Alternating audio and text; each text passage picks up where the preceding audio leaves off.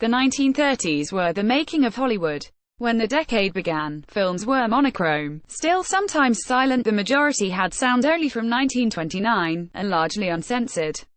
By the end, some were in glorious Technicolor, most had sound, and all were obliged to conform to a strict code of wholesomeness, a transformation embo on screen in The Wizard of Oz. Damn, the poster for Gone with the Wind, 1939. Photograph, All-Star, Cinetext, MGM. When assessing those years, the word iconic is liable to be overused. There were iconic war films: All Quiet on the Western Front, comedies Modern Times, Duck Soup, westerns Stagecoach, romances It Happened One Night, political dramas Mr. Smith Goes to Washington, monster movies King Kong, animations Snow White, adventure films The Adventures of Robin Hood, Tarzan the Ape Man, epics Gone with the Wind, fantasies The Wizard of Oz, and films that stand alone: Freaks. Fred Astaire and Ginger Rogers made their finest musical, The Wickedly Funny Top Hat. Garbo talked in Anna Christie, laughed in Ninotchka, and kissed another woman in Queen Christina. In Blonde Venus, Marlene Dietrich dressed as a gorilla, then stripped down to an incredibly racist costume to sing an incredibly racist song to Cary Grant. Shirley Temple made tooth-achingly sweet movies whose tremendous appeal in their time is to modern viewers obscure. Horror films set the mold.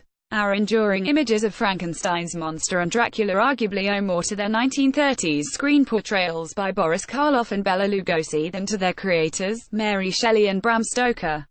Women Who Kiss, Greta Garbo in Queen Christina. It was all too much for American conservatives, whose outrage led to the Hays Code being enforced from mid-1934. The guidelines decreed that movies would no longer be allowed to show any sympathy with crime, wrongdoing, evil or sin.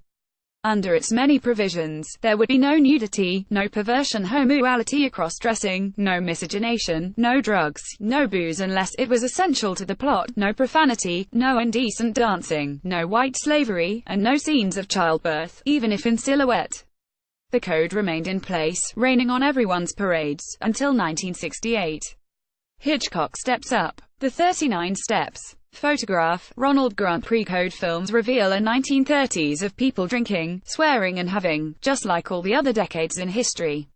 One of the movies that prompted the implementation of the code was Babyface 1933, a US film in which former child prostitute Lily Powers Barbara Stanwyck falls under the influence of a Nietzschean cobbler: use men to get the things you want. She escapes to New York with her African-American collaborator, Chico Teresa Harris. At one point, Lily seduces a married man in a lavatory. At another, a pre-stardom John Wayne. As the men get richer, Lily and Chico's furs get plusher.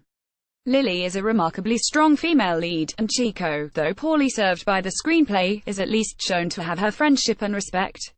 What upset the supposed guardians of morality was not just violence, though there was plenty of both, but women and people of color not knowing their place, and LGBTQ people wanting a place at all.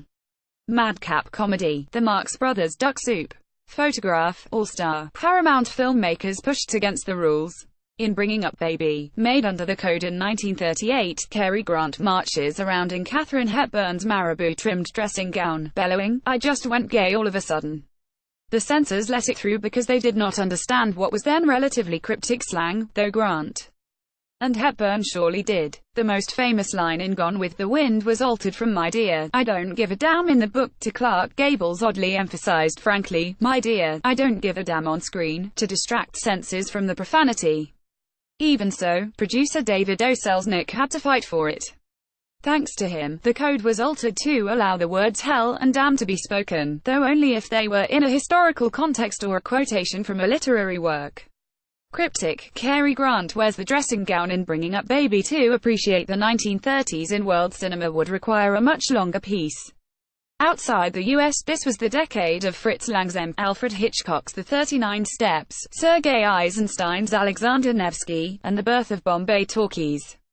Yet the 1930s will forever signal the beginning of Hollywood's golden age, dragging audiences out of the Depression and into a whirl of glamour and fantasy before the next big war could hit.